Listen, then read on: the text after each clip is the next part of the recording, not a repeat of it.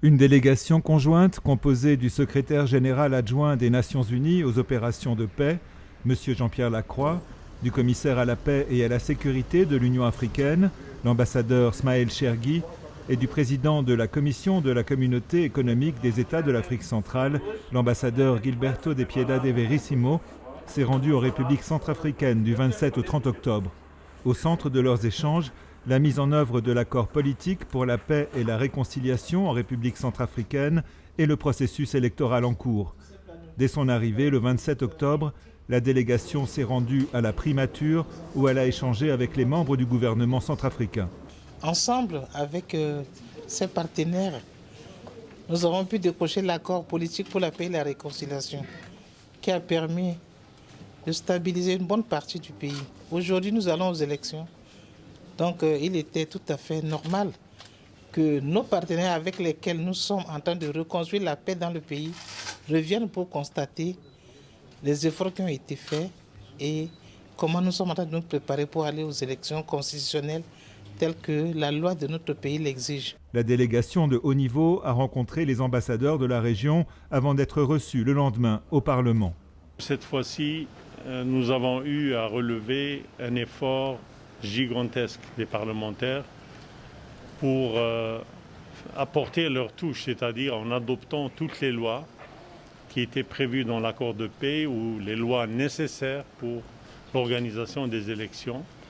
Le dernier geste a été de permettre à l'ANE d'avoir un mois supplémentaire pour l'enrôlement des électeurs. La délégation s'est ensuite rendue à l'autorité nationale des élections.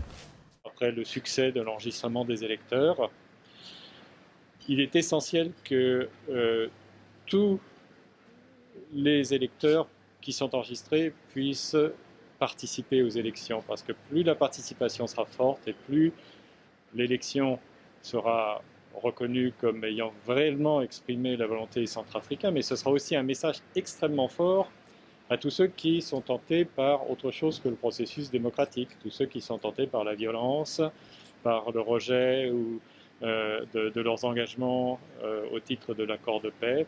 La délégation s'est entretenue avec les partis politiques, les organisations des femmes, des représentants de la plateforme religieuse et des acteurs de la société civile avant d'être reçue le jeudi 29 octobre par le président Touadéra. Nous sommes à un moment important dans la vie de la République centrafricaine avec cette échéance électorale qui se rapproche et pour laquelle il y a un engagement fort qui a été réitéré par le président de la République à mener à bien ce processus dans des conditions de dialogue, d'apaisement, de transparence.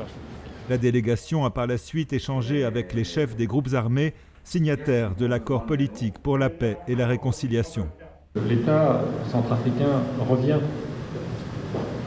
dans les régions avec l'administration civile, les préfets, les sous-préfets, la justice, parce que l'impunité est inacceptable. Il faut que les crimes contre les populations et aussi contre nos collègues sur le terrain soient sanctionnés. L'État revient aussi à travers les forces des armées, les forces de sécurité centrafricaines avec lesquelles nous travaillons de plus en plus. Donc tout ça, ça se passe. C'est la réalité. Il y a des FACA maintenant déployés dans énormément de localités d'où ils étaient absents et avec eux aussi, comme je disais, les préfets, les sous-préfets, les juges. Alors oui, c'était un processus et oui, il y a encore beaucoup de chemin à faire. Mais comme le disait le commissaire Chergui, et je m'y associe pleinement, nous partons confiants, conscients des défis, mais aussi confiants. La délégation a quitté la République centrafricaine le 30 octobre à l'issue d'une conférence de presse.